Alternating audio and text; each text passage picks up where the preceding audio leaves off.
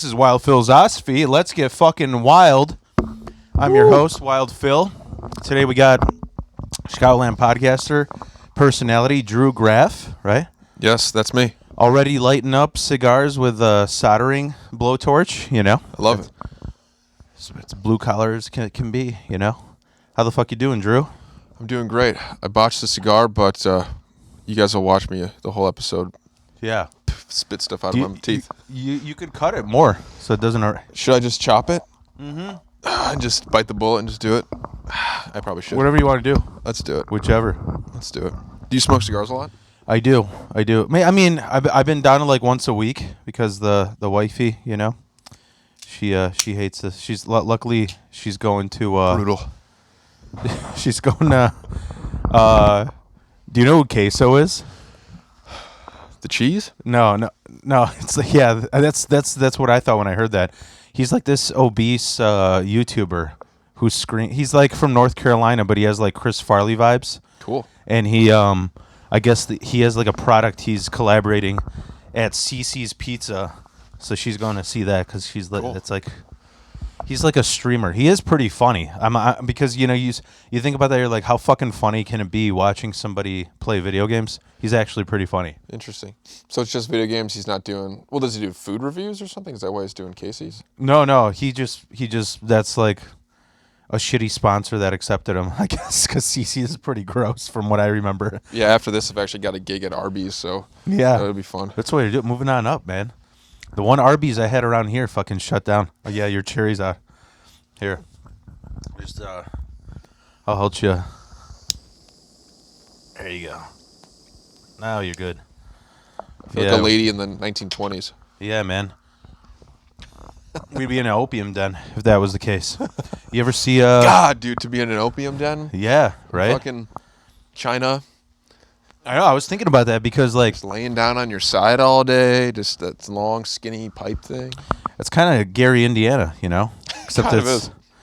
except what is it there? Fentanyl and heroin? Probably. You know the fentanyl? No, what's that? People will be like on fentanyl or opioids or whatever, and they'll just be like, you know, a homeless guy like standing, Oh yeah, fentanyl. Yeah, like slumped over. I thought you meant. I Like thought codeine? I thought that was like a chemical, fentanyl. No. That's what you. No, the fentanyl. Yeah. But I was saying, the ancient Chinese realized you don't have to do that. You just lay down. You know, you just put Yeah. some pillows on the ground in the opium den, and you're good. You don't need to be slumped over. Well, there's that like overly. I don't use the word hack, but like overly used joke that that's like what Tai Chi is. Oh yeah, Just a guy doing heroin in the park, you know. fighting super slow. Yeah. Yeah. I mean, or I think there's another comedian. He said it was the Kirklean because, you know. But I don't know whose that is, so I don't know if I'm stealing it. Yeah. Here, I'm going to turn your mic sensitivity a little up. Just 'cause I know I'm talking very far away, right? It's all good. Yeah, now you're good. Okay, Now you're I'll good. try to keep it tight. I'd rather have it loud than light because then it makes me seem so. This is really funny. It made me pretty self-conscious. I don't care though because it's like I don't mind being vulnerable.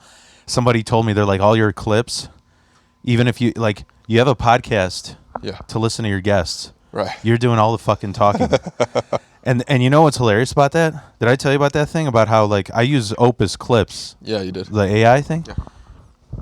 I just tell it to chop what's the funniest. Right. The computers think you're the funniest. Yeah. Yeah. AI is my crowd, you know? So what can I do about that? But yeah, I don't know. So I always start out here. I'm like, you got any wild shit that happened in the past 2 weeks? Any wildness? I'm starting to realize now that I've taken a break. Yeah. I might not just be wild Phil. I might be like Phil has a undiagnosed mania, Phil. Yeah, you were saying you were taking expired medication? Yeah. Mm-hmm. So there's a thing called the Burbies. In Chicago, it's called the Gazelles. It's kind of like a circle jerk of comedians, Sure. Grammy Awards. Nice. And it's a fun hang because you get all these comedians that you never really get to hang out at mics. You're kind of just working on your bits. And all of December, so my dose is so low that I when they give me I was explaining when they give me a 3 month supply, it's really 6 months.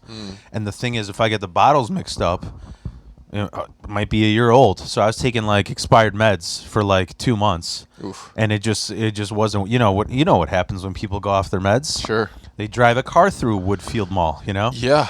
No shit. Which, by the way, do you remember when that happened? Yeah, I do remember that. It was a couple years ago, right? Yeah, and I love how they blamed it. They're like, yeah, he was bipolar. Oh, that explains everything.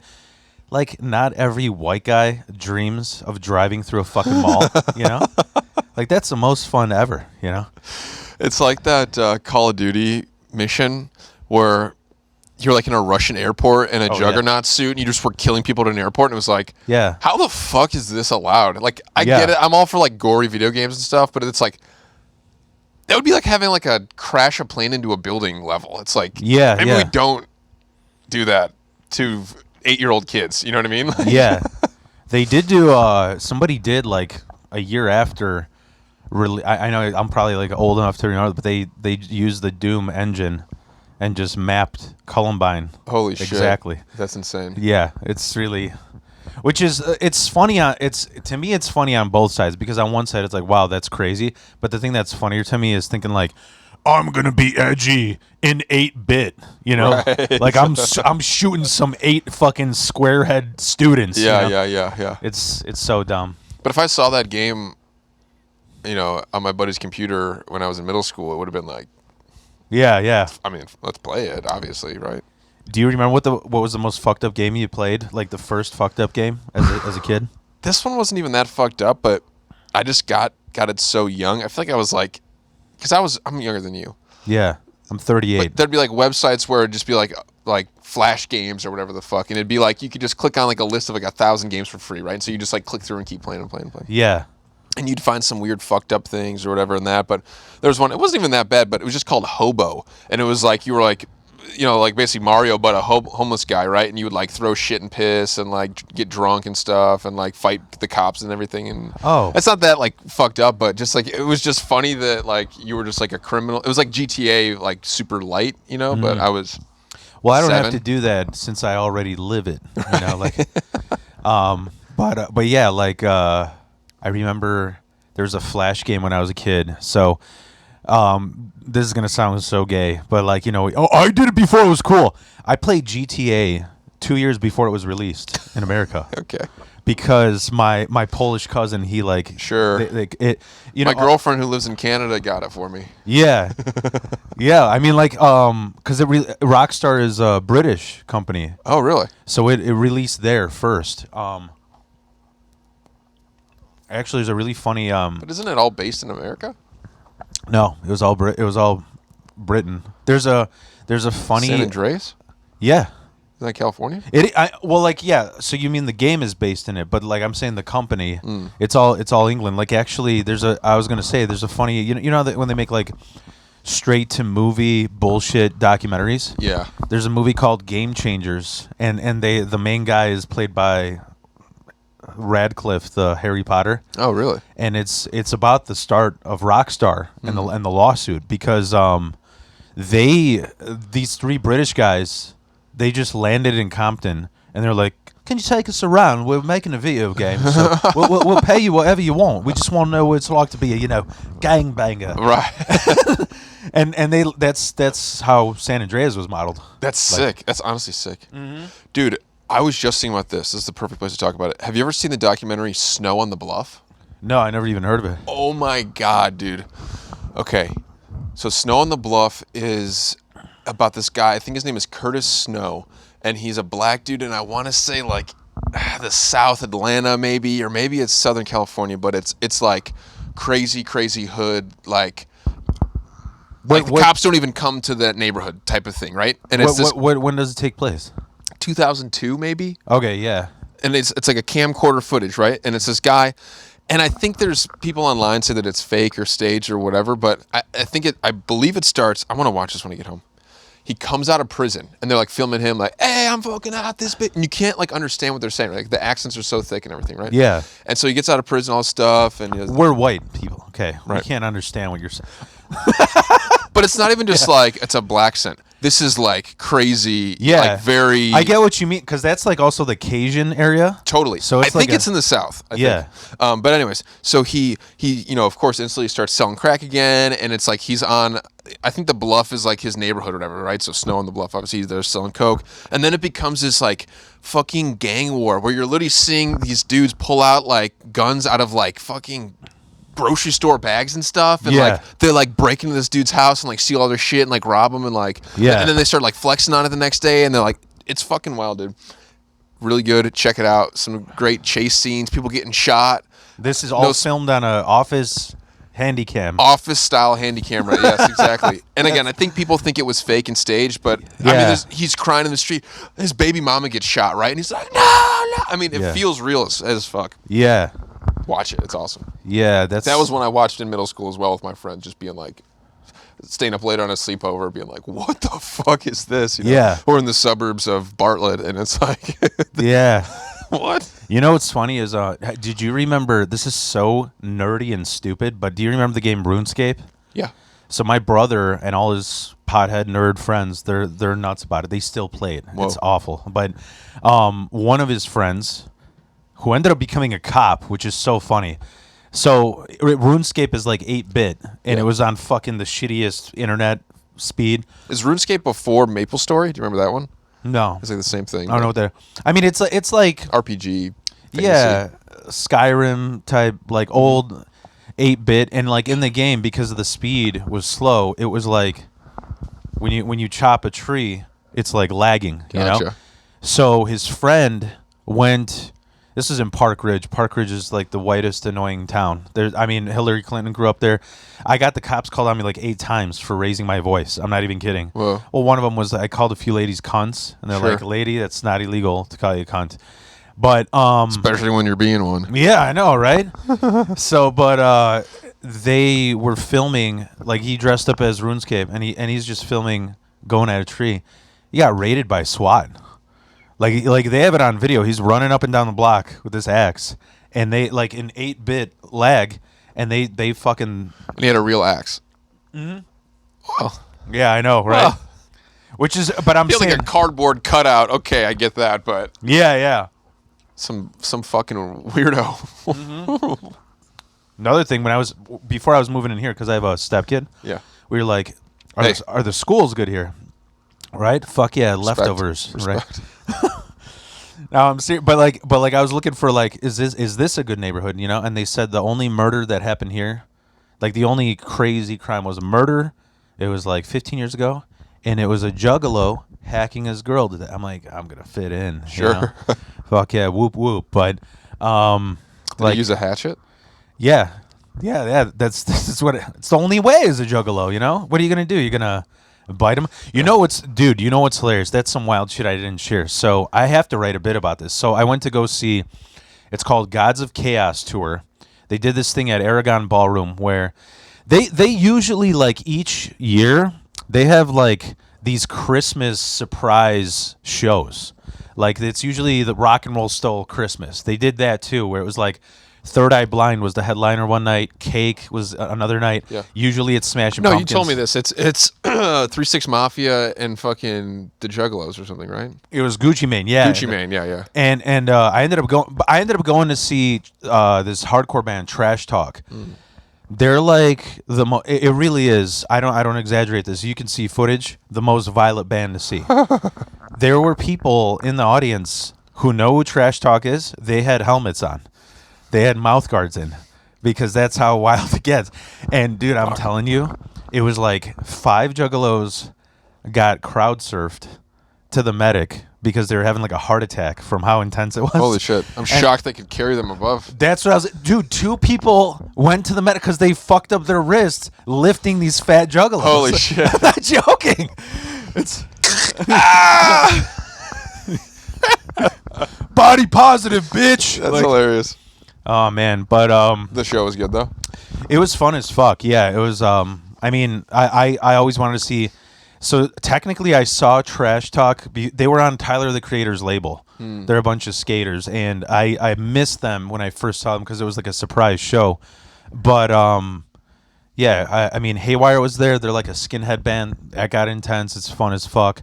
I did not fucking stay. You know what's funny is Gucci Mane was supposed to headline. They had him go before ICP because he's like, I am not sticking around after this ICP bullshit. That's true. Because they during COVID I would watch. We were talking about like random documentaries. Yeah. I watched a documentary on Juggalos. They spend 30 grand on Fago that they spray, which to me, with the 1% Jew I am in my 23andMe, I was like, holy shit, that's like 100 grand in spray, you know. but like they spend. It's not even on. That's just on the Fago. Then they spend another 30 grand on the cleanup crew that is to squeegee this shit. Well, that's the thing is like, I get like the water bottle. That's like super popular, right? You splash the water bottle in the crowd when you're singing and stuff. Okay, that's kind of fun, but like, dude, that's so gross. You're all sticky, and then you got to drive home, and like the adrenaline's worn off, and you're just in the backseat of your car, and you're just like, this is disgusting. And then you remember it's Juggalos, and it's like, they're probably already sticky and gross. You know, like this is just another layer to my shell. You know, but it was fun as fuck. The thing that weirded me out was like, I mean, you came down here and you're like, where's the insulation, whatever. Like, this is our blue collar mind. I was like, when I showed up there, all of Aragon Ballroom is plush carpet. I'm like, how the fuck are they getting that out? Just like industrial size fucking. Why carpet? Is that for the acoustics? I think it's because people would just slip, like in the mosh pit. And true. You know, I remember. So it was a crazy fact. Congress Theater. Do you know where that is? No. They used to have the original Riot Fest where it was all punk bands before it was cool, like GTA. They would have all the Riot Fests there, and the thing is, so you ever see the movie Backdraft? Yes, I have. That is, you're probably the first person who said yeah. I know. That's what I'm saying. That's a shocker. But they, do you remember the theater in there that gets set up? They're investigating. I couldn't tell you I could remember anything besides the fact that I know what a backdraft is. Yeah. That's basically all I got from that movie. And it was like actually his brother that did it at the end or something, right? Yeah. I'm so old. I did the Backdraft ride at Universal Studios. But in that movie, there's a scene where there's a theater and they're investigating it. That theater, it's cool. It was old. It was in Chicago since like the 1920s, where there's like, the chairs are bolted in the cement, and it was like silent film, fucking like Charlie Chaplin shit, you know. Right. So I'm pretty sure the Latin Kings bought it, and then they would hold concerts. I mean, that's why it's been shut down for like 15 years because of all that shit.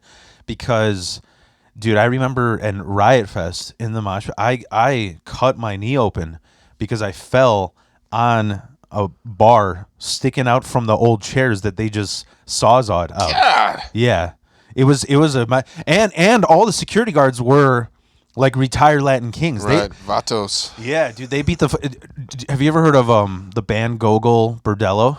No. They're like a gypsy punk band. They're like Ukrainian guys. Yeah, right? Fucking gypsies.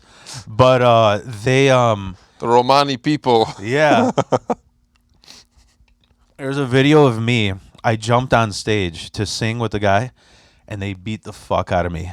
And they go outside, and I played the "I'm just a white kid from the suburbs, don't arrest me" card. Right. And they zip tied me, and as soon as I fake cried, I took off.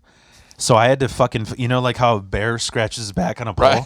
I had to do that with the zip ties to get on because how the fuck am I gonna get? I can't even jump the turnstile to get on the L train with zip ties. Someone's gonna report me. Literally. So, but yeah, that's got to be like a survival guy on Instagram, right? Being like, okay, if you ever zip tied backwards, by a bunch of gangbangers. Because I know you're supposed to, like, if your hands are like this, you can just like snap it on your knee. Yeah, like it's probably hard as fuck to actually do that, but backwards, how do you? I guess sandy on the brick wall. That makes sense. Yeah. I was there was just some sharp fences in an alley that I was trying to go at. I was in a lumber yard, and I was getting a bunch of steel studs, so they're like 2x, but made out of metal Yeah. sheet kind of bent into it, so it's like hollow. It's really light. Yeah. Anyways, so there's this big bundle of them, and I got to get 30 of them or something, right? Yeah.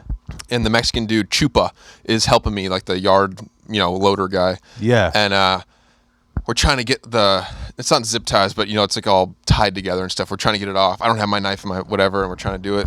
Yeah. And he just goes, big knife, and he takes one of the steel studs and then uses that to like slice all the packaging off. Yeah. And I just always thought that was hilarious. He's like, big knife. I don't know, it's just funny. Yeah. His Mexican accent. Was that your new nickname on the yard? Yeah. So his nickname is Chupa. I Yeah. thought that was his real name. Did I tell you this story? No. And he's like 60, little Mexican guy, older. And so you kind of feel bad for him. It's like, Jesus Christ, you're working outside in a lumber yard, Yeah. But anyways, Chupa, really nice. Always helped me, all this stuff. And I just thought that was his name. And then one day, I'm talking to somebody else. I'm like, oh yeah, Chupa. And they start laughing. And I'm like, what? They're like, his name's not Chupa. And I'm like, what? I've been coming here for years. What are you talking about? Yeah. They're like, no. It's short for Chupacabra. I'm like, what? They're like, yeah, he's so ugly. He looks like a monster. I'm like, what? Dude, that's how immigrants are, man. We're fucking brutal. Like, I felt like a dick. Like, I've Yeah. been calling him Chupa all these years. He's probably like, fuck you, But Yeah. I thought that was his name. but that's how immigrants are. We're just like, yeah, man, it's because I'm ugly. Yeah. What do you want, man? Like, oh, dude. Yeah, that's what they say is like when you work, because like I'm Polish. Like Yeah. the moment you work in a factory with immigrants, they will. Yeah, right. That's a second spit on the. Have you seen Django Unchained? Oh yeah. Yeah. His name is Eskimo Joe or something like that. The one of the slaves that they're trying to sell Yeah. for the Mandingo fighting. And he's like, Eskimo Joe, how do you get that nickname? They're like, oh, you know how these beep names come about. He probably said he was cold one day. That's like, yeah, man. That's hilarious. Fucking. I remember there was a guy. I told him that he was a Mexican. I told him that I had epilepsy. He just epilepsia Felipe. I'm just like, awesome. Of course, I want a nickname on my disability. Right. And then he got Erectile dysfunction Drew. yeah. And that's why he had one of those like Vincent Price Coke dealer pencil thin mustaches. Sick. And his name was Leo, so I just started calling him Pedophilia, and he stopped. He's like, no, this is too much. Right. Now my feelings are hurt. Right. He's like, I escaped my country to come to America because Yeah. Yeah, dude, that shit. So what do you do for work? we build houses. Mostly new construction, but some like remodel, stuff like that. Is it like a family company? It's a small company. My mom is the office lady. My dad's friend is the owner of the company. Yeah, so small company. No, that's cool, man. Mm-hmm. That's I think there's 6 of us that work for the company. So we're the GC, and then we have subcontractors, right? That we sub out the plumbing and electrical and all that Yeah. stuff. So they call it a paper contractor because we sort of just are overseeing the job. Yeah. We don't have like our own carpenters or anything like that. Yeah, it's funny when you said like like you feel bad. There's this little Mexican guy. He's like 60 years old and he's busting his ass like I am. Yeah. That shit makes me laugh all the time because my company, I work at a warehouse at a carpet place. Right. And it's these 3, it's cousins and then a best friend, and they're always bitching about how like everything hurts. I'm like, it's because you're a white American and you don't do your fucking stretches, bitch. It's true. Like, see, like, dude, like the one guy, it's funny. I can tell who's coming into the office by how they walk because one limps, the other one runs into shit because he's blind, and then the other one shuffles because he's got diabetes and like they're like, man, I can't do this anymore. I'm like, our subcontractor is 5 years older than you, and he's carrying a fucking 20 square foot carpet on his own up the stairs, you know? Yeah. Like those like Alamo pictures with a barrel on his back, you know? I mean, like my mom, when she died, she had ALS and she's doing backflips on the fucking trampoline at 67. It's That's like insane. Yeah. So Yeah, I was big on yoga for like 2 or 3 years. I'd wake up at 4:30 before work and do like a little 30-minute yoga, and I felt so good. Then when I bought my place, I just like killed myself and would work on it all day, and so then I couldn't afford the 30 minutes early wake up time. Yeah. So then I just stopped doing it. Instantly, I'm like feeling like shit. So I actually did it this morning, and I'm pretty much like maybe twice a month now. I can do it on a Saturday or something, but I'm like I need to get back to it because it's true. Like you see guys, it's like this classic like limp that all old carpenters have, and you're just like, fuck, I do not want to walk like that, you know? Yeah. So yeah, you really just got to stretch, and that Tai Chi thing we were making fun of, but it's like that shit probably does help. I mean, it's just like you just keep yourself moving, lubing up them joints. You it's know? True. Yeah. It kind of drove me nuts because I was doing jujitsu for a while, like 2 years. I got hurt way too much. You can't be fucking going with a cast to welding because they think you owe a loan or some shit. Like you're getting your ass kicked every week. That's the thing, dude. If you get hurt in fucking MMA or something at nighttime, and then it's like you're going to work the next day, and it's like you're fucked. Not fucking worth it. Like, I get it, but so I switched to CrossFit because it's funny. Like growing up, I thought to myself, all these factory guys, they're busting their ass. Why aren't they jacked? Why are they all built like me, like a keg mascot with toothpick legs, Yeah. And it's because you're spending 8 hours breaking down your body, and then you're going to CrossFit trying to build it up. So you're stressing the fuck out of your body. Yeah. Like no amount of whey protein is going to rebuild that shit. It's kind of true. So, but that's why, like even when I was in jiu-jitsu, it was all like these like shady Russian or like Middle Eastern guys who are like, they work at like a car dealership or a phone service. It's like, yeah, this is why you're jacked, because you're not fucking like lifting beams all day. Like, It's true.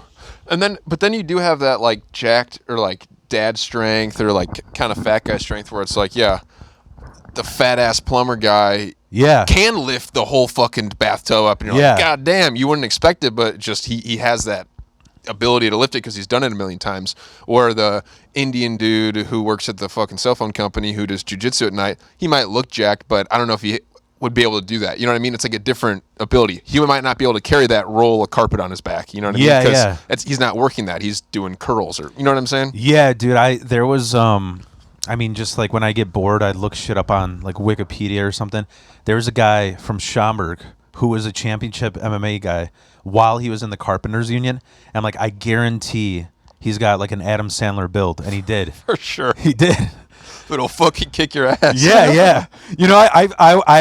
I was fighting with a guy on this podcast like 2 years ago about not even like half on here, and then it was with my friend too. Last name is also Graf, but he wanted to be he's like a bodybuilder type, and like we realized that our definitions of what badass is different, because to him, he's like, he loves Arnold Schwarzenegger still in 2025, and he's like, I want to be fucking jacked. And I'm like, I would rather have this build and know that I can put you in a coma in 30 seconds than look jacked, but then like tiptoe away from a fight, you know? Having the skill is better than having the looks. Mm-hmm. Yeah, and I guess that's the thing, like in the 80s watching Terminator or Rambo, some guys were like, I want to look like that, and some guys were like, I want to be able to do that. It's just two different points of view, I guess. I still love that. You ever see True Lies? I've not seen True Lies. Is that a vampire movie? No, it's you might be thinking of True Blood. Yes, True Blood. No, but that's Tarantino then, right? Yeah. But True Lies is James Cameron, and it's Arnold plays it. They were trying to make like a GoldenEye James Bond with Arnold. Okay. Which is so fucking goofy that this gorilla in a tuxedo is supposed to be all blending in and stealthy and like nobody thinks that I like right. Like I totally like what is it called, like blend in with the fucking average Joe. It's like but it's one of my favorite movies, but it's still like this is the dumbest, this would never fucking happen, know? I love Indiana Jones, and have you ever seen those movies? Oh yeah, I love those. There's the one part where he's kidnapped. Indiana Jones is kidnapped, and he's like, they're looking for his partner, and the Nazi's like, where is he? And he's like, he's already in Cairo. You're never gonna find him. He can blend in, disappear. You know, he can speak 10 languages. You're never gonna find him. And then it cuts to the friend. And he's like a British guy, and he's like, "Hello, hello. Does anybody speak English?" And there's like all these people like in like the like boys like sticking out like a sore thumb. Is that Last Crusade? It's got to be. Yeah, I think so. Yeah. That shit's the goofiest. Dude, I'm so nerdy about that stuff. I love those soundtracks.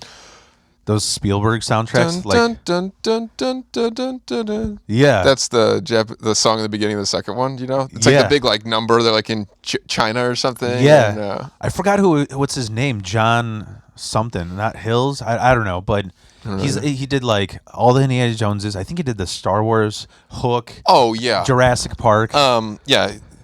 Joe List says that he's fuck, what is his name?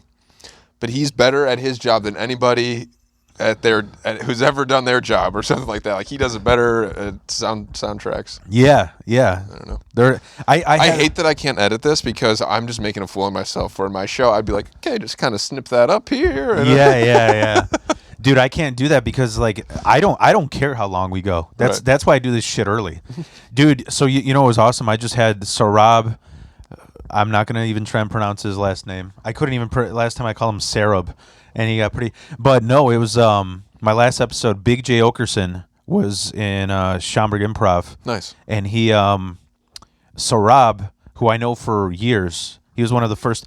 Sarab's one of those comedians who I was telling him probably off camera that like it's one of those Chicago like so this is in everything like the clicky shit and. In Chicago, there's just like a group of people where they like reach a plateau and that's all they care about. They're like, oh, I just want to be the coolest fucking guy in this pond.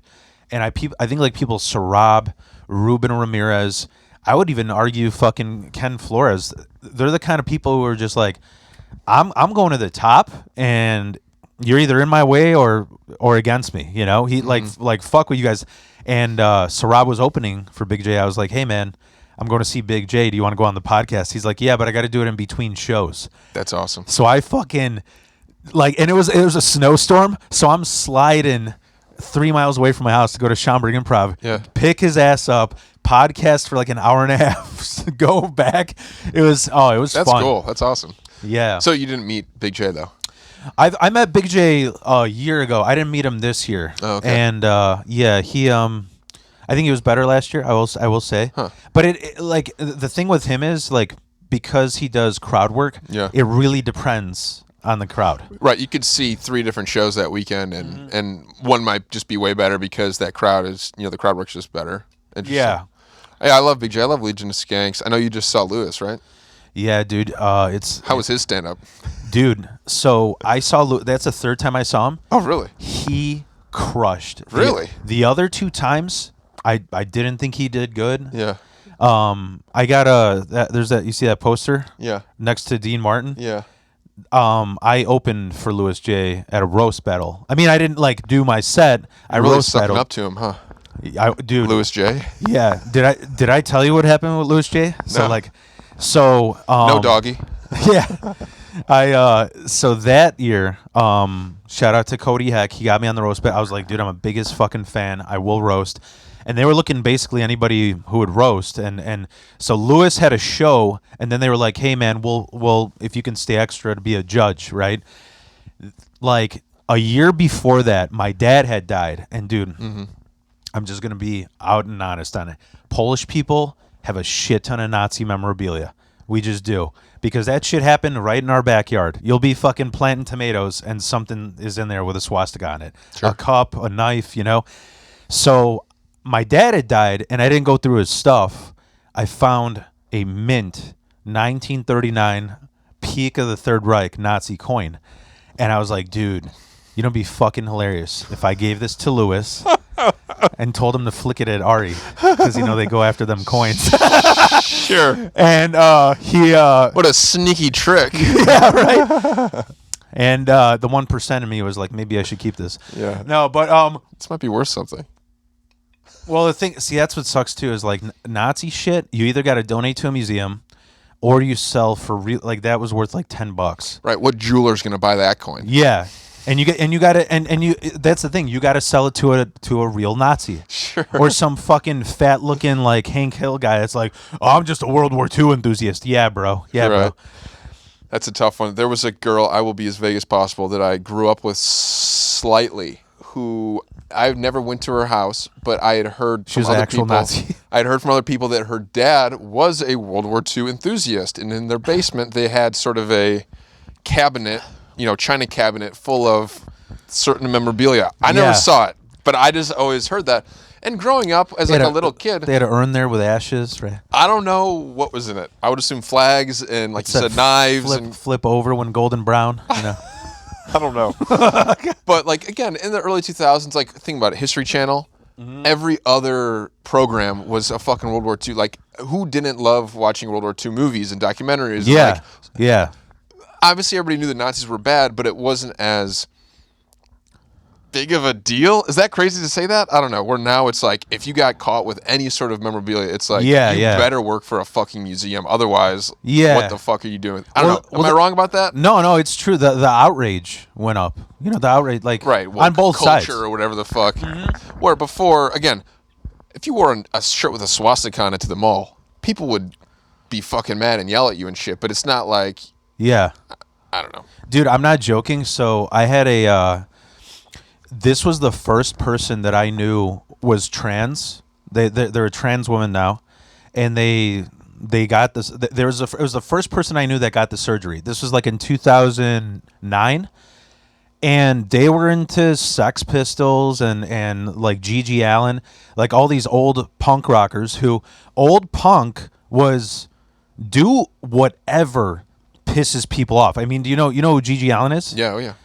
Fucking rape me on stage and throw shit at me, right? Yeah, like slit his wrists and stuff, right? Yeah, like there was no message. It was just like, who can we piss off? And they would wear swastika shit. This trans woman, she would wear Nazi uniforms to punk shows. It's wild. And it was just like, because this is, but the outrage. So then isn't there like a backlash to that as well? Like there'd be like the Nazi faction at the punk show, and then there'd be the Nazi anti-Nazis at the punk show. Yeah, too, yeah. Right? That was like a thing, and then they brawl afterwards and shit. And also that was the punk thing, is like, here you got, it's like, to punks wearing a swastika, it was like, hey, guess what? You guys fucking lost, And now your superior race, your uniform's being worn by a trans woman, bitch. Right. You're kind of flipping it. Yeah, it's almost like white people wearing Indian headdresses.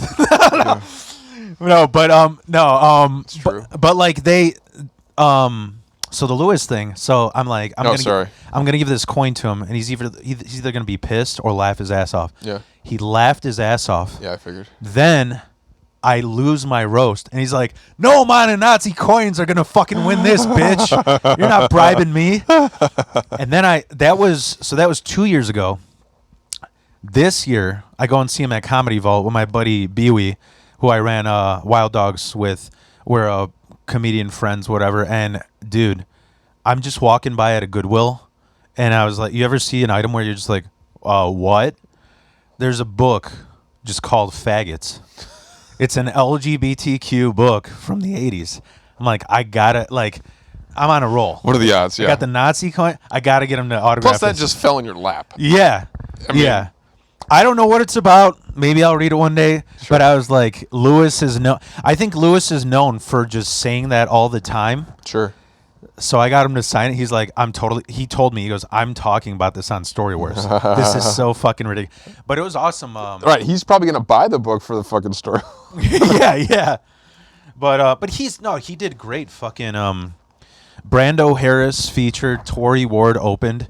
Brando and Tori are like my favorite fucking local comics. They're killing it, I don't know. And it was surprising that. Oh, and Aaron Putnam featured as well. He's a local I think he started here and now he's touring with Lewis. So that's really fucking awesome. I'm gonna have him on the pod pretty soon. Oh, cool. So yeah. I mean, it's good to see, because everybody who's a Lewis fan, he's a fucking meathead. Yeah. We're laughing at him for being stupid rather than with him. Sure. It's good to see him grow as a comedian, like become better. Right. And that's why I ask how good the show was, because I would say people probably would criticize his material, or he's more of a podcaster, or more of a built his own company with the Skankfest and Gas Digital and everything, which is all impressive, obviously. Yeah. But is he actually a stand-up? Which you're saying is yes, so that's great. Like you said, like it's good to see that he's actually doing well. And I do think he's hilarious. Like he's one of the funnier people, in that scene. So, I was talking about this with Bewey, that like there's these comics like Lewis, like Big J, who they could talk about anything because they get the pass. People know they're not actually racist. They're not actually like transphobic. Like we're just laughing at, there's people who have a sense of humor, and then there's people who are into this whole outrage thing. Right. And that's who we're laughing at. People who are fucking outraged. It doesn't matter who you are. I mean, I was talking about before that, like, with another person on the podcast, that I remember I would say the same jokes at a bar, and there'd be like these drunk Marines. They got a chip on their shoulder because they're addicted to opiates and divorced, and they're angry that I'm making jokes about Marine. But then I go to a VFW and they're like, roast me, man. Because at the end of the day, it's half glass full people, half glass empty. Of course. One time I was watching Gran Torino in a gay bar. Yeah. And it was just the wildest, like, why the fuck is this on the TV? It was so weird. Yeah. But it's that scene where... have you seen that movie? Get off my porch, you goo. Never mind. But so he's trying to teach the kid, you bust balls when you go to a barber shop, right? Yeah. And so Clint Eastwood's inside, and the barber's this Italian guy or whatever. And so the Asian kid walks in the door, and he's like, "What's up, you Italian prick?" And the barber pulls out like a shotgun and points at him. He's like, "Get the fuck out of my store, you blah, blah." And then Clint Eastwood's like, "Whoa, whoa, whoa." He's like, "Why'd you do that?" He's like, "You said you're supposed to make fun of him." He's like, just coming to the guy's store without even knowing him and saying it. Jesus Christ, I think the most racist thing that I know about Gran Torino is my friend married one of the extras in there, one of the Asian, and I was like, and he's like, yeah, in this scene, I'm like, dude, no amount of describing this Asian person is going to be able to tell me which one it is. Right. Right. So, but yeah, like, but she's in Gran Torino. Good. That's like what a fucking, also, you could tell this guy was like, if he didn't get her, it would be a mail order bride. So I'm just like, dude, you're a piece of shit. You're a piece of shit. Like you got this girl and promised her the American dream because nobody likes you. You know what I mean? Yeah. Yeah. What is it called? Like Loser in America or something like that. Yeah. I mean, it's like the Melania thing, like. True. I mean, I'm not political or whatever, but she seems to be a mail order bride / he met her through Jeffrey Epstein. I don't know. Yeah. Yeah. I don't know. You see that there's a documentary about her in theaters right now? Melania? Yeah. Who the fuck is going to see that movie? Yeah, dude. Polish women, they look up to. It's true. I don't know, like, because that's the, I was thinking about that the other day, about how, like, I remember in the 90s, like, people, like you're saying, the outrage is big now, whatever, bigger now. I would say it's on the downswing, but yes, more than 2005 for sure. And I feel like I'm coming up with a bit about this, that, like, people hear the word nationalism and they get cringed out because they associate it with National Socialism, right? Sure. Nationalism was like the biggest thing up until the 90s, and all it is like it was like these people that were like, everything is the best from Brazil or everything is the best from Poland. Like, it's like, no, dude, like, everybody's a little bit good at something. Yeah. Well, that's the thing. Being a white supremacist is wrong, right? Yeah. But everybody just naturally goes, I'm probably the best. Like, whatever. You just in the back of your head, you go, yeah, like, I probably just was born with, like, the best shit. Like, you just kind of feel that way, I just like in the back of your head, you just feel that way. That's what I'm talking about. Like, a black guy would feel that way. Yeah. A white guy would feel that way. A Mexican, you would take something from your heritage. If you're Swedish, you're like, it's called I'm a fucking Viking, bro. You know what I mean? Yeah. Or if you're a black dude, it's like, I'm a fucking pharaoh. You know what I mean? You just sort of have that. We was kings, I believe, is what it's called. I'm just saying. I feel like everybody has that feeling, and so it is just funny to be like, you can have pride, and that's why I feel like it's so easy to have pride in the United States because it's the amalgamation of all these different cultures. Yeah. And that's why it's so frustrating with the Somalia thing or whatever you want to say in Minnesota, because it's like they're clearly like keeping themselves in an insulated bubble. They're not assimilating with the rest of the United States. You don't have to lose all of your Somali heritage, but you're clearly like, you're not trying to become an American. You're trying to stay a Somali. And to me, that's just sort of frustrating because it's like, that's not what this is about. We're trying to all come together. You know what I mean? That's how I feel, at least. I don't know. Yeah. Not to get political. Two white guys telling us what to do about culture, right?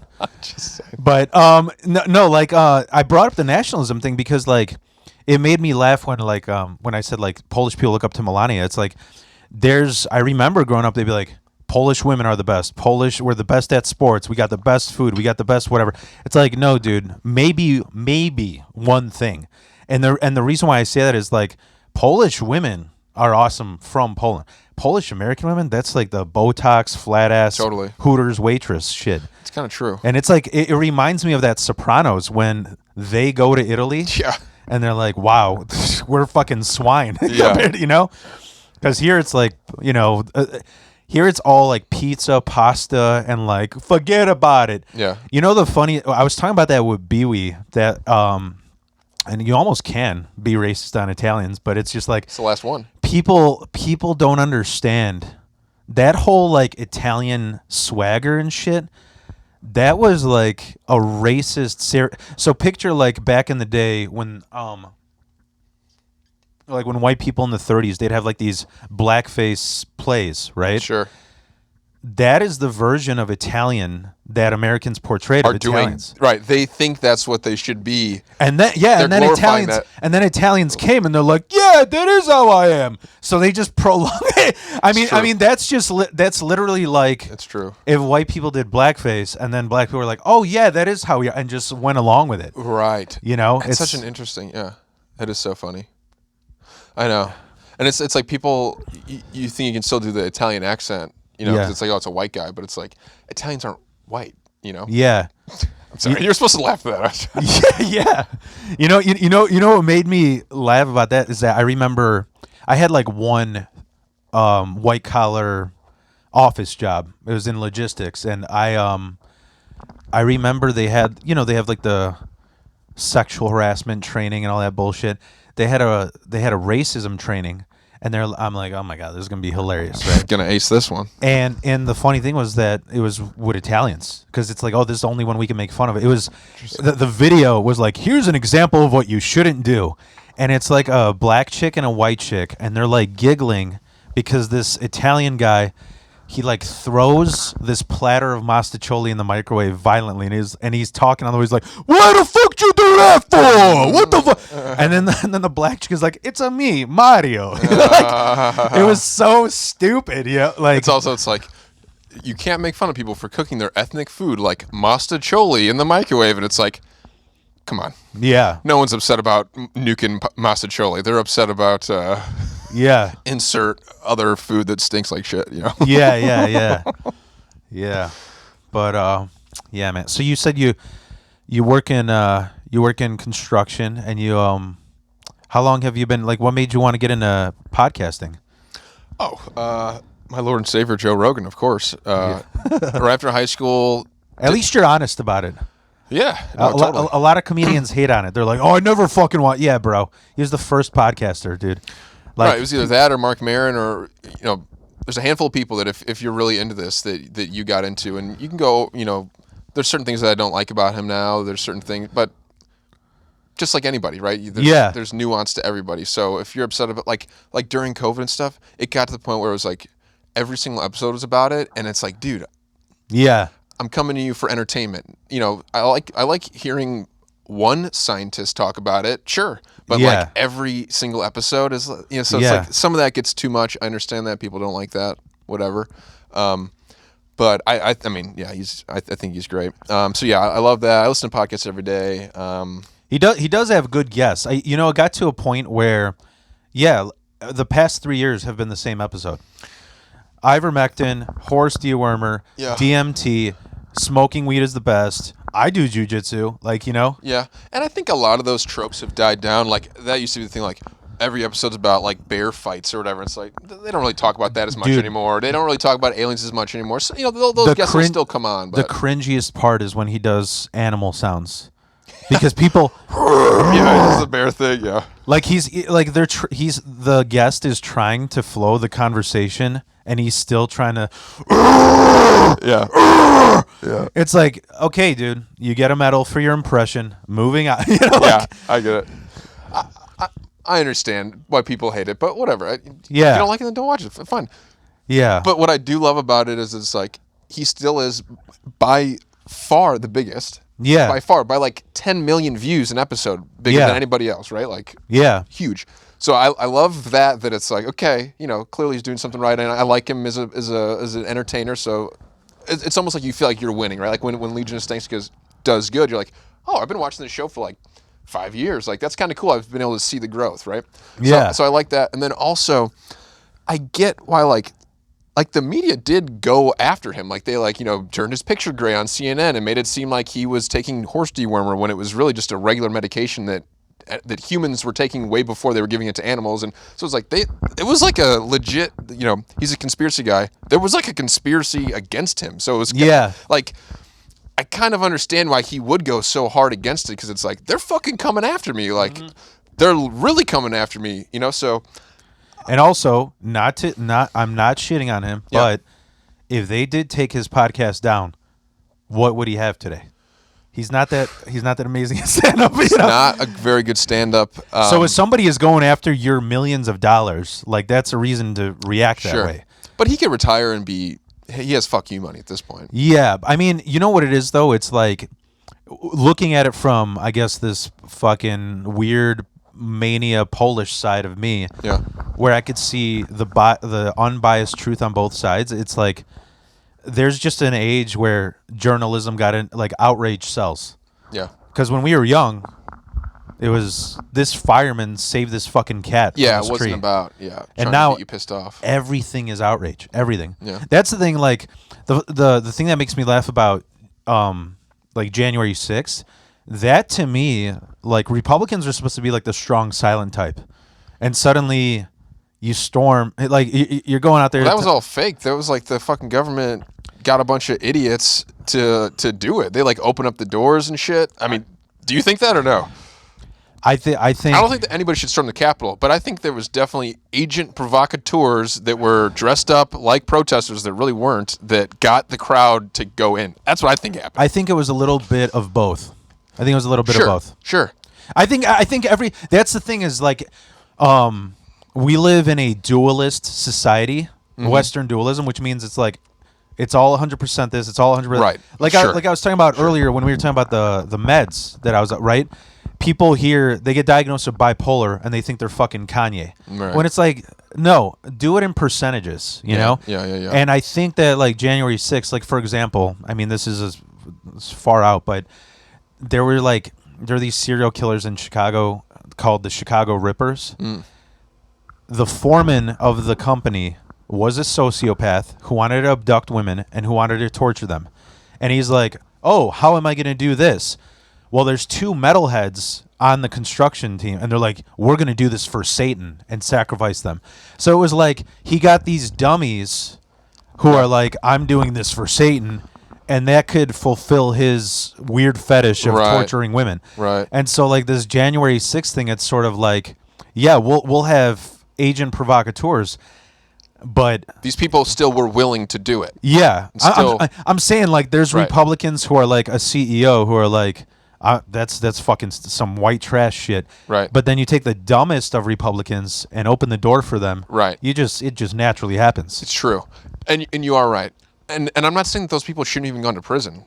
Like, I'm not even saying that. I think that you probably shouldn't have done that, especially the guy who's like, I'm going to kill Nancy Pelosi and shit. Like, clearly, like, that's not a good guy. I'm not trying to defend that. Yeah. But I think that, and that's probably happened forever. Like, a lot of protests probably have the side that you think they're protesting is actually the one funding it and shit. You know what I mean? Like, have you seen this kid online who goes around to protest and will, like, be filming and then go zoom in and just pause it on somebody and be like, this is Sharon Smith. She's been at this protest and this protest and this protest and this protest. She works for this company. She's an educator. And it's like, you're like, holy shit, these people are like professional protesters that like don't probably either do care or don't even really care. They're just like, fuck it, I'll do this to get paid. And it's like, yeah. So what really is this protest? Like, there is probably a lot of natural people that do want to protest ICE here, but is the leadership who's organizing this, are those people really wanting to protest ICE? I don't know. I mean, my personal conspiracy theory is like, and it's like, I'm not holding these people responsible, but it was like, once Joe Rogan got big, all these Fox and CNN were like, how the fuck are we going to make money?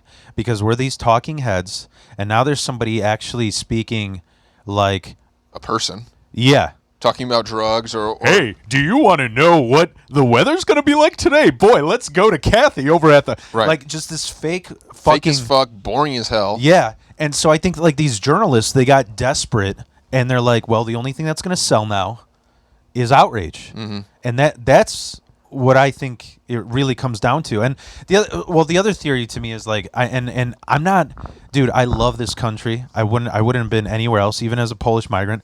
But I think lockdown really opened up people's eyes. So let me explain myself. A lot of, in psychology, they talk about how people who have like disorders, the first thing that people go to is an external cure. So, like, if a guy has depression or his wife cheats on him, he's like, I'm going to buy myself a new Corvette.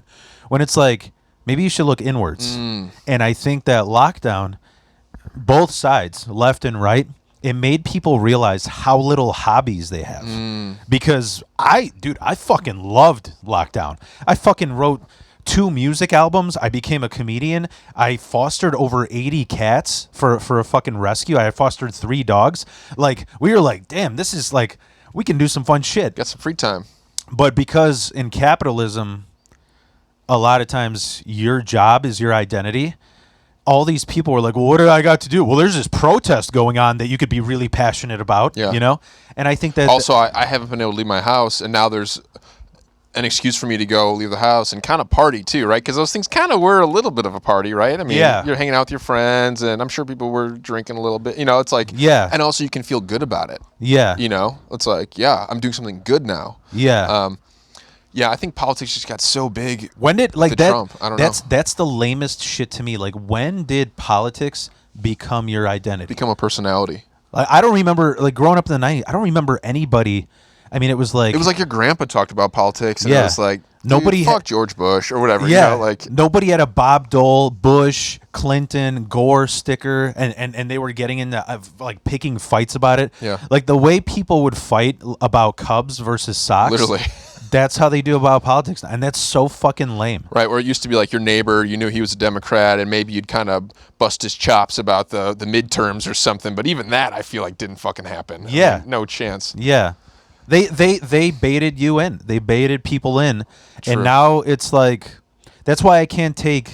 Which is kind of good, right? Because if there's way more eyeballs on the politicians, now we are kind of exposing some fraud. Now we are seeing, this guy is actually full of shit. Now with podcasts, you do see how this person feels for 3 hours long, and you're like, this guy's a fucking psychopath, It's like, so there are good aspects of the country getting more into politics, but I agree on the whole. Also, there's a lot of fucking idiots that don't know shit, and you hear one fucking thing on TikTok, and then it's like, now you got tinfoil in your head, and you want to fucking kill. Yeah, I mean, like the Pelosi thing, or who was that? You remember there was that like culty fucks in Michigan who tried to kill that governor?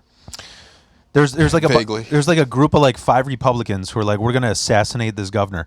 It's like, these people already are mentally ill and are dying to use their guns, and now they just like filled in their purpose because they have no purpose. Right. Because that's what happens when you take people's jobs away. They lose purpose. Totally. So it's just like, if it wouldn't have been this political, it would have been a random person. At least now they're going to feel like there's some kind of fucking hero. Right, exactly. Or a musician or something, right? They would have killed somebody, but now here's a political outlet for it. Yeah. And you can feel good about it. Again, it's like, this is for a cause. It's like Luigi Mangione. It's like, he's a fucking murderer. It's like, but he killed somebody for the right reason. And it's kind of like, he still killed somebody. Yeah. That to me is the most justifiable. Not justifiable. Going back to the Legion of Skanks. Yeah. Most justifiable. But it's just like I don't know. I mean, to me, it's like I get it, and it sent a message. It definitely started a conversation. if you have family members, like my mom, I hated my mom. She was an awful person. But to see somebody go through some kind of disease and like deteriorate because your government's like, we're not gonna provide health care for them. Right. I could see that setting people off. Like, how the fuck are we in the best country ever, but you're letting my loved ones like rot? Yeah. You know? That's terrible. Me and my buddy were talking last night about tax returns, right? Mm-hmm. And we were like, I wonder if the government knows we're taking 30%. And everyone's going to be fucking pissed about that. But if we take 32% and then kick it back 2% at the end of the year, and people, the idiots out there go, oh, I just made $1,000. You know what I mean? Like, if you get money back, even though it was your money to begin with, it's like that keeps the people kind of happy. You know, it's like, It's like it was like the stimulus check where it's like, fuck it, we'll give you $1,000. Everybody gets $1,000. Calm the fuck down. You know what I mean? Yeah. I don't know. You'd hope that the system wasn't created just to manipulate people like that, but I don't know. I mean, also see it. That's the funny thing. Back to the nationalism thing. I'm trying to write a bit about this, but like, there's no way to translate this to be funny on stage. But so I work with these like really ignorant boomer guys, and I remember we were talking about the same thing. I'm like, I just don't understand why we don't have a good healthcare. Like you guys have horrendous health. Like here's what I'm saying. You know, like in places like England and France, people don't go to how do I put this? It's sort of like for example, I mean, I had an EEG the other day, which I probably should have mentioned to people that I'm doing okay, because I just posted this picture of me with nodes on my head with no context. You know, they're like, dude, so what happened? I have to go get an EEG every 3 years to make sure like I don't have like epilepsy, like weird electrical currents in my brain. It's because the medication controls it, so I can't qualify for disability because it's controlling it. But then I got to be on the meds, right? Right. But it's like here, I have to go every 3 years, technically every year, for an EEG appointment, for a checkup, for a Zoom call, right? When you have a place that's set up with like universal healthcare, they're like, this is a lifelong condition. We know, like, you contact us when something's going wrong because it isn't for profit. You know, but here it's like, I need my little cut to Right. for out of your appointment. I need my little cut to fill up your refill, and like, you know, that's what sucks is that I mean, I was listening to a podcast about this, about how like that's how capitalism is set up every two terms, because like, for example, I don't judge me how you will. I love Sanders. I love Bernie Sanders. And to me, like, UBI is it's going to happen because of AI replacing everybody's jobs. It's just going to happen. The problem is you can't do that in two terms. And it's set up that way. Right. Because that's why it's funny that people, they think like, oh, Obama and Trump hate each other. They're always together. They're balancing everybody's. Okay, this year the fucking the CEOs who have toxic, you know, products that pollute the earth, they want to be able to make a little bit more product this year. So we're going to have a Republican in office. And then next year we'll give you yours when we put a Democrat, and then got research. You know, like it's the WWF. Right. Everybody, it's a balanced fight all the time. Yeah. And they get along. And people like, you know, that's why I say I think millennials, we are the generation of transparency. Meaning the moment internet came out, it was like, oh, dude, Elvis is a god. He's amazing. Yeah, he fucked a 13-year-old. Right. So it's like we're the generation of your heroes are dead. Totally. It's true. Yeah, information is huge, which, again, that's all good, but it also can upset people and freak them out and make them think that the earth is flat, you know? So yeah. You give the wrong information to the wrong people. It's sort of like we can all agree things like assault and pedo shit, it's wrong, right? But it's really all about, like, this is how you know you're fueled by outrage. Is like you get people like whoever, Epstein, right? Oh my God, he's a piece of shit because he's associated with Trump. Well, don't forget about Prince, who had statutory rape charges, or David Bowie, who had statutory rape, or Freddie Mercury, who fucked around with little boys for a really long time. It's like all or nothing. Are you against? We've come to the point where we sort of like, who is it okay with? Right. You know what I mean? Or it's like you can't hate Bill Cosby but be okay with David Bowie. You know what I mean? It's sure. Yeah, and it's like it's just convenient to go, it's okay. Like I know that the Rolling Stones were basically fucking 14-year-old girls for 30 years. Yeah. But brown sugar, it's like the music's great. It's tough, and that's like when Michael Jackson. People just love Michael Jackson so much they go, I don't even want to hear it. I don't want to watch a documentary about it. You're making it up. You just want to slander a black man, and it's like, it's probably pedophile. It's Yeah. pretty obvious.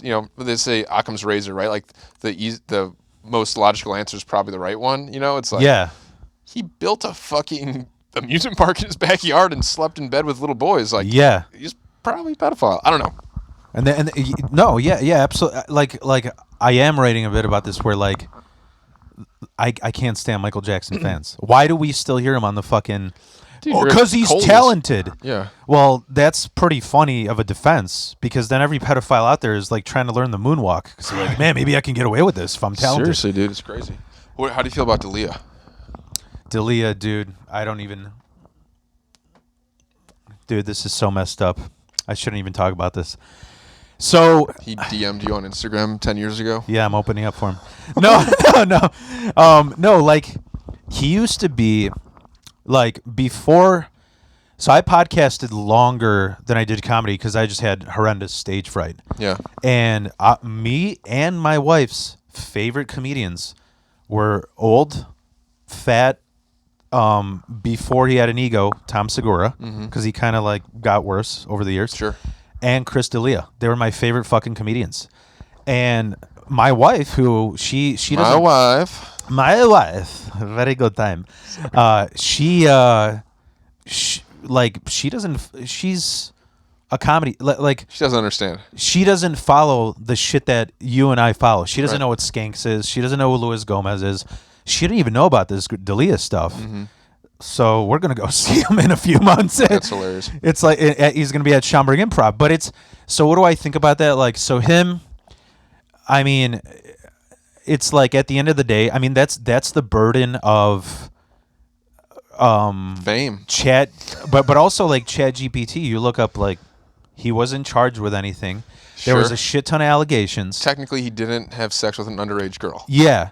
And technically, and the other thing is too is like you get.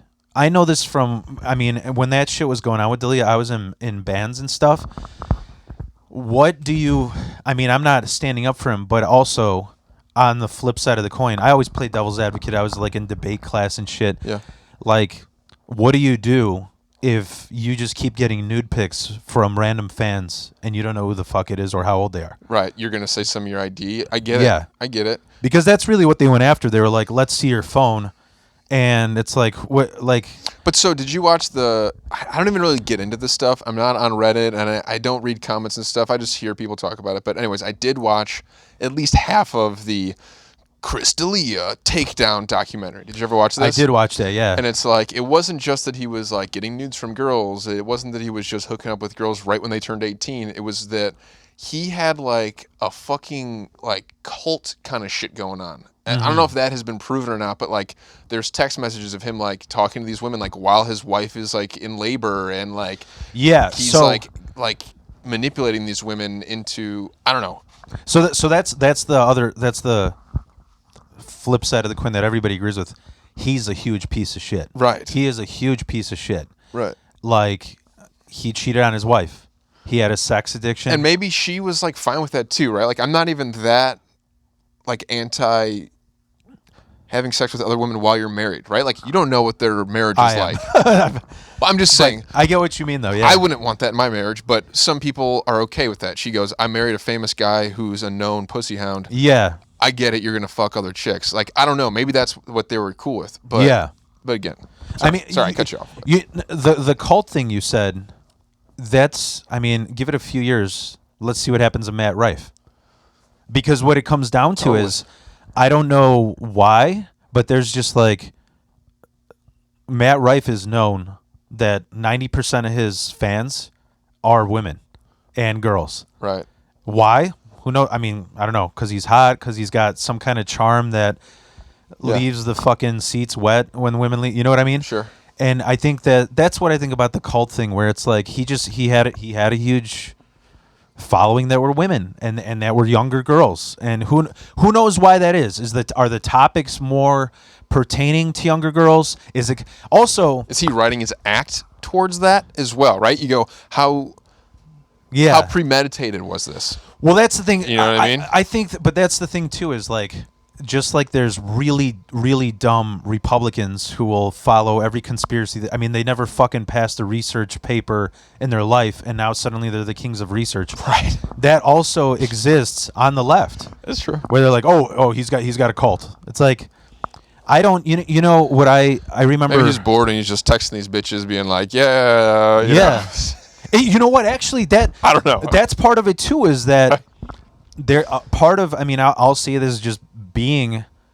I used to be. I don't want to say toxic, but I was just like a fuckhound 20-year-old that had a different girl every weekend, and part of sick. Part of the boner is being spontaneous. Right. So it's like maybe he just got off at getting this much attention from women. Who could? I mean, who wouldn't? Obviously. And also as a comedian, if you're writing to whatever your audience is, I mean, like, you know what sucks? Like, obviously, I have like a lot of blue collar topics.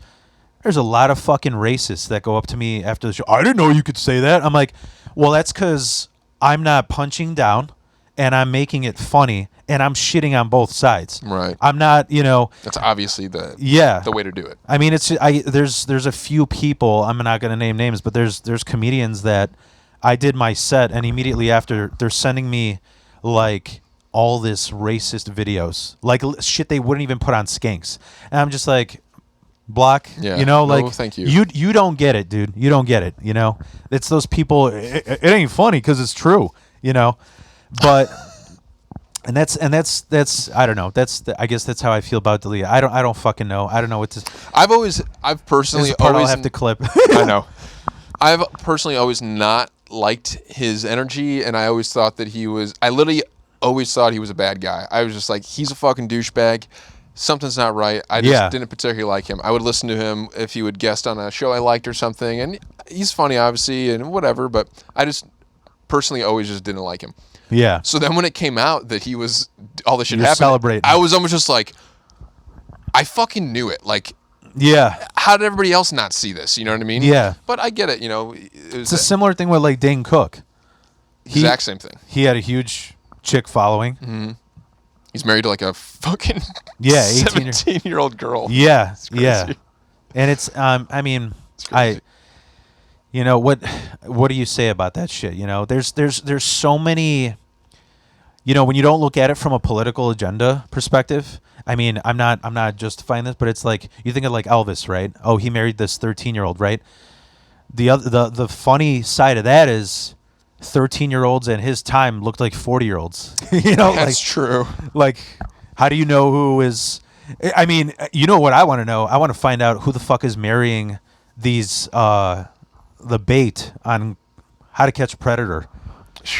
The girls that are like they're 20 years old but they look like they're 13. Right. You know. Well, and maybe we wrap up on this. I got to get going, but it's all good. Have you heard about the Uncle Laser thing? You're a Skanks fan, right? Yeah, he got a blowjob or something, right? On some podcast, yeah. But the girl literally looks like she's like 12 years old. It's kind of crazy that like your first dip into the porn pool, you decide to go with a girl who looks like a child. It's just kind of like, yeah. Ooh, maybe you go with like a regular girl or a MILF first or something. Yeah. Well, that's why that shit is so fucked up, because where do you draw the line with? Yeah, and she said she's 24, whatever the fuck it was. You know, it wasn't like it was illegal, but yeah, where do you draw the line with? What if they have Benjamin Button disease? What if they got that Andy Milonakis shit? A little person. Yeah, so pedos out there, get a blowjob from Andy Milonakis. You know, that's when it'll be okay. You know, that's the other thing funny too. You know, like, I mean, this is fucked up to say, but if there was somebody Like if Andy Milonakis was a chick, and you're like, oh, you know what? She's ugly, so it's okay. No, it is messed up, and I don't know what to say about it. It's We talked a lot about pedophilia this episode. I feel. Yeah, dude. I feel bad. I gotta clip this whole fucking thing. I feel like I hope this was a good, show of my personality and everything. But I don't only talk about pedophilia. Can we have like 10 minutes to just on your background? Like, I mean, sure.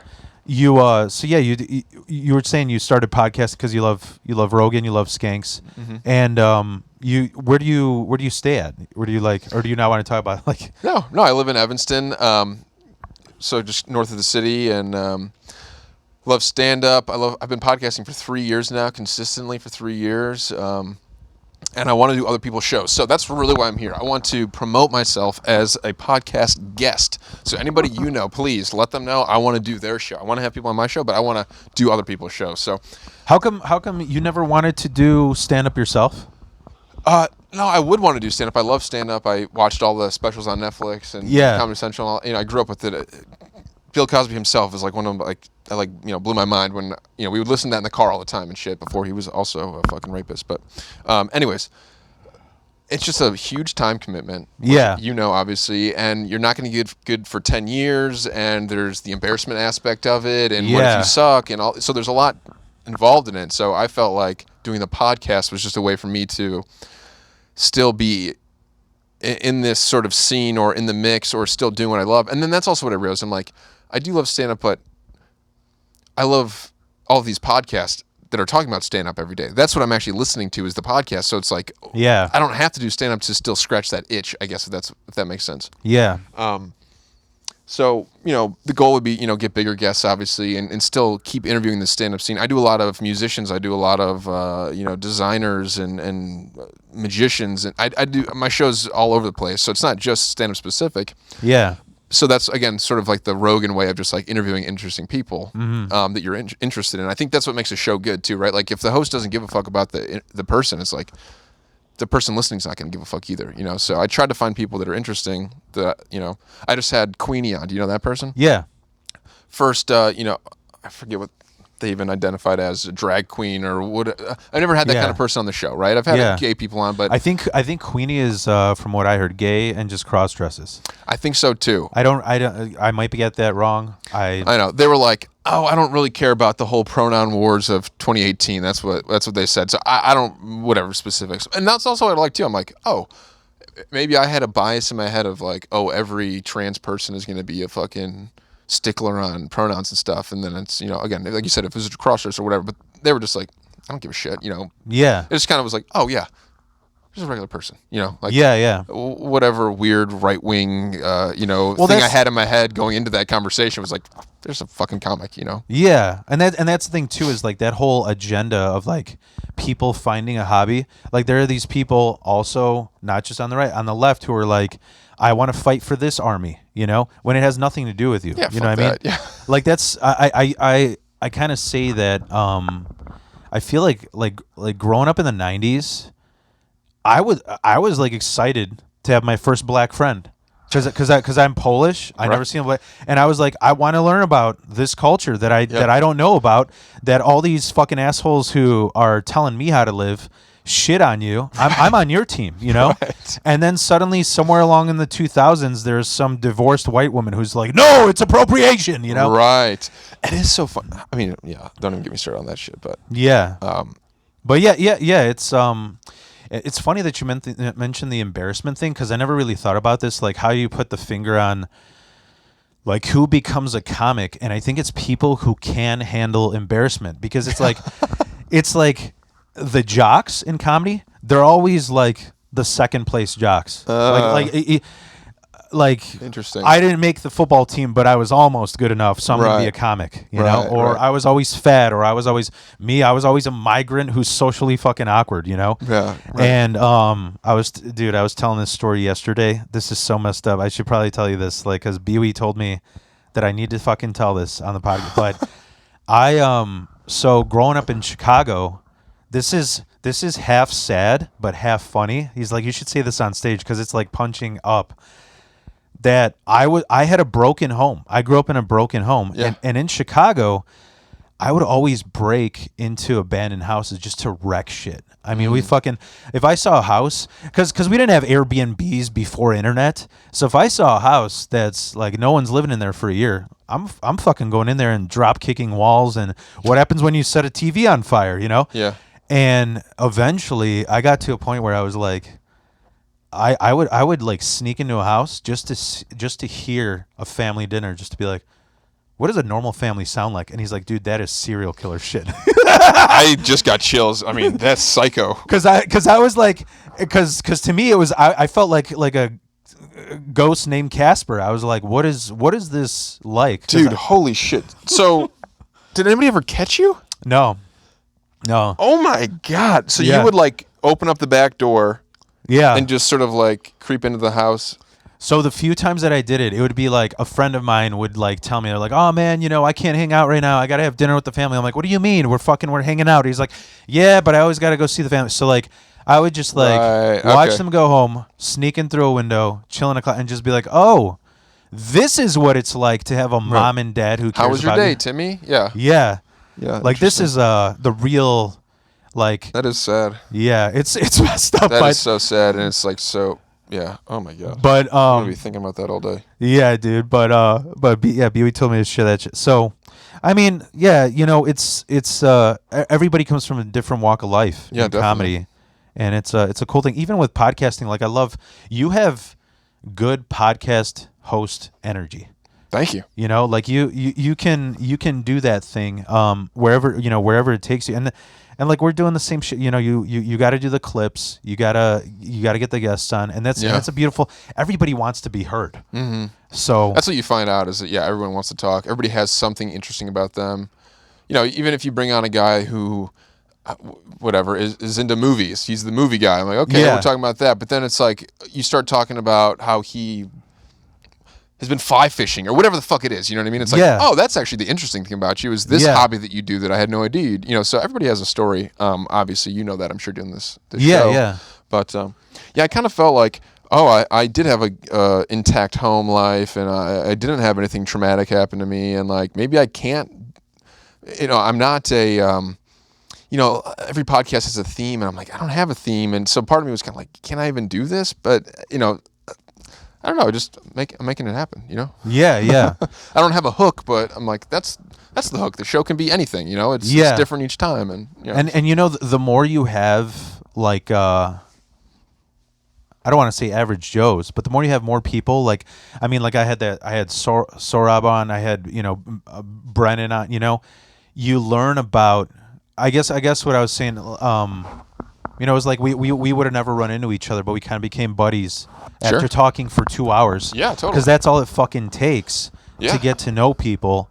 And or even you mentioned Queenie. You're like, oh, so this fucking outrage that media is feeding us that you have to watch out for pronouns. Yeah. It's not true. You know. Yeah, literally. And it's cool because you don't get that a lot in blue collar life. Fuck no. You know, you don't. You don't. Absolutely not.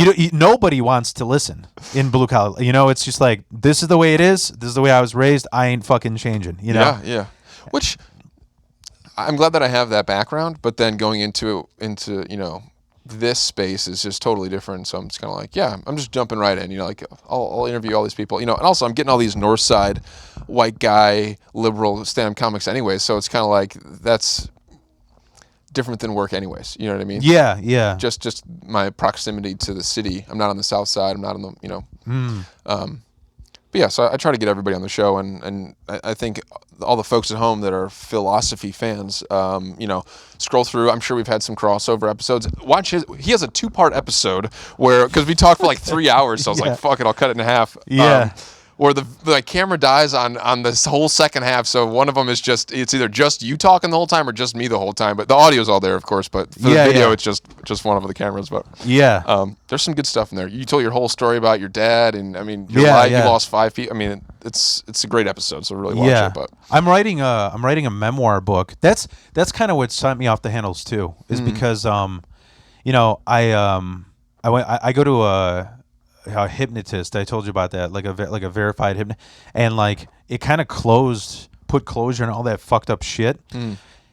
Writing that memoir opened up those doors again. Sure. And that to me is going to be the closure, because I'm like, let people know that you could come from this fucked up shit or any shit, but still be like, I mean, I was telling Bewey about this, where I was like, you know what I want to call this book? Because my grammar school football coach, he's like, man, that's fucking Lasecki. Don't even worry about him being a shitty football. He's gonna be dead, addicted, or in jail by 30. Damn. And I wanted to call it that, dead, addicted, or in jail. But he's like, dude, this sounds like every junkie's diary. It kind of does, yeah. So I'm like, I don't want it to think that. I think shrooms is the hardest drug I've ever done. So it's like, I don't want to dip my toes in that realm. Yeah. That is such a good, at least throw that in the prologue or something. Yeah. I'm still coming up with a name. I don't know. Rescue human, rescue dog, wild. I'm still coming up with a title. Yeah. I don't know. I think you got to do something like Polish Chicago, like connected, maybe. I don't know. Yeah. But yeah, man. So do you have any, just to wrap it up, do you have any like goals or any, got any things you want to set for the next year? Yeah, so like I said, I want to do as many other people's shows as I can. My real dream by the end of the year, saying it out loud, is getting into the Barstool Chicago office. I either want to do an episode, I want to meet somebody, I want to somehow connect to a producer, an editor, something. I want to be somehow, I just feel like the bars, I don't know if you're into that at all, but I'm not exactly. I think I just know that Portnoy guy. Okay, so in Chicago, they have an office, and it's Big Cat. That's the main guy. He does Part of My Take. It's like kind of like one of their biggest shows. Anyways, also the Yak is more of just people not talking about sports, just being funny and doing bits and challenges and stuff like that. Are you into sports? I love the Bears. Rough ending the season, but anyways, so that's the thing. I'm not a Barstool guy. Yeah. But just the fact that there's this media company that has 10, 20 podcasts that they pump out every single week. It's like, I just feel like that's the MTV of Chicago. It's like, it's grabbable. It's there. You know what I mean? Yeah. And I know there's a lot of comics that also work for Barstool. And so I'm like, that's my goal by the end of the year. I want to try to somehow get connected to that. Just to get tips or help or make connections somehow is really what I want to do. Yeah. But yeah, I want to have, more episodes. I last year I went to full video, where before it was all audio, so that was kind of a big jump for me there. So I want to just kind of keep building and get bigger and TikTok, grow Instagram, YouTube, everything. Yeah, dude, I feel like I was talking about this with Bewey. I feel like what Chicago needs, and I think it's kind of, we were talking about kind of doing this because nobody wants to, kind of building like a Gas Digital thing here. Dude, totally. That's what I'm saying. And that's kind of what the Barstool Chicago thing is. But again, it's like frat bro kind of, which again, it's not totally my vibe. But to do a Gas Digital, I would be all down for that. Because a little bit more like-minded and comedy-based. I would love that. Yeah. Yeah, because it's like Bewey, he just started making comedy clips where it's just, he's more... It's funny, we were talking about this yesterday, that he's more left-leaning, but he doesn't like Sanders. And I'm just like, I don't know, people think I'm fucking vulgar and whatever. That's Wild Phil for you, And I am Sanders, but it's like he has his clips. There's Chris, who he does like, what the fuck is it? Dungeons and Dragons podcast. It would be awesome to build. That's the thing that Chicago doesn't have. Like New York has, like, let's fucking have strength in numbers, and same thing with Austin. California had it. Chicago, like, everybody is sort of very, don't cross this line. It's like, just come together, man. Yeah, and I'm kind of breaking into this scene and then like meeting more people and stuff, but not a lot of people I feel like have podcasts. Like I literally will like just type in on Instagram or TikTok like Chicago podcast just to like find the accounts to follow and try to like connect with these people. Yeah. And there's just not that many. So I'm glad that we're doing this. I'm glad that I met you, of course. But I would love to make more of an insulated scene. I mean, that's how the LA podcast scene blew up, right? Was that everybody was just going on each other's shows. Right? Yeah. I mean, that's really what happened. So I think. Yeah, I think it'd be great if Chicago did that, and I'd love to be part of it, honestly. So yeah. So to 2026, man, Yes, sir. Follow me on everything. Drew Sits With. That's my show. I don't even think I've said that yet. Drew Sits With. My name's Drew Graf. Drew _ Graf. What's the name of the show again? Say it. Drew Sits With. Drew Sits With. Drew Sits With. Yep. Each episode I sit with one or it's on everything. People. Spotify, YouTube. Spotify, Apple Podcasts, YouTube. Yep. Everything. Drew _ Graf, Graf. Please follow me. Listen to my show, please. Nobody listens to it besides one guy and my mom. So please, everybody, help me. And if you like this show, or if even better, if you hate this show because you hate me, listen to his. I'm way better. My show's way better than his. Trust me. It's less than 4 hours. All right, man. Sounds Thank you. good, dude. Appreciate it. This is great.